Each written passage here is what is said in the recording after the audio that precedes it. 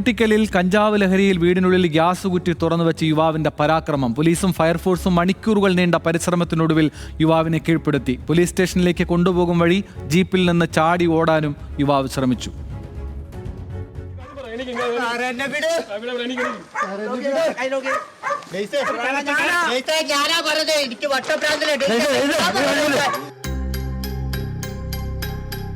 Koottickal Karippayil ഇബ്രാഹിമിനെയാണ് Mundakayam police ഇന്ന് പിടികൂടിയത്. രാവിലെ മുതൽ വീട്ടിൽ ബഹളമുണ്ടാക്കുകയായിരുന്നു ഇബ്രാഹിം. സഹികെട്ടതോടെ ഇബ്രാഹിമിന്റെ മാതാവും ഇളയ സഹോദരിയും വീട് വിട്ടിറങ്ങി. ഇതോടെ ഭീഷണിയായി. വീടിനുള്ളിലുണ്ടായിരുന്ന 2 ഗ്യാസ് കുറ്റിയും തുറന്നുവെച്ച് ഭീകരാന്തരീക്ഷം സൃഷ്ടിച്ചു. നാട്ടുകാർ അറിയിച്ചതിനെ തുടർന്ന് മുണ്ടക്കയം പോലീസും കാഞ്ഞിരപ്പള്ളിയിൽ നിന്നെത്തിയ ഫയർഫോഴ്സ് സംഘവും ഏറെ നേരം പരിശ്രമിച്ചാണ് ഇയാളെ കീഴ്പ്പെടുത്തിയത്.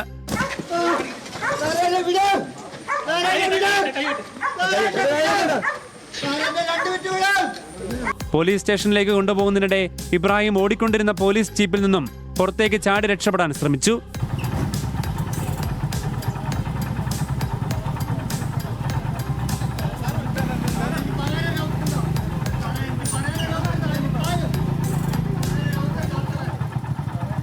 റോഡിലേക്ക് വീണ യുവാവിനെ നാട്ടുകാരും പോലീസും ചേർന്ന് പിടികൂടി വീണ്ടും പോലീസ് സ്റ്റേഷനിൽ എത്തിക്കുകയായിരുന്നു.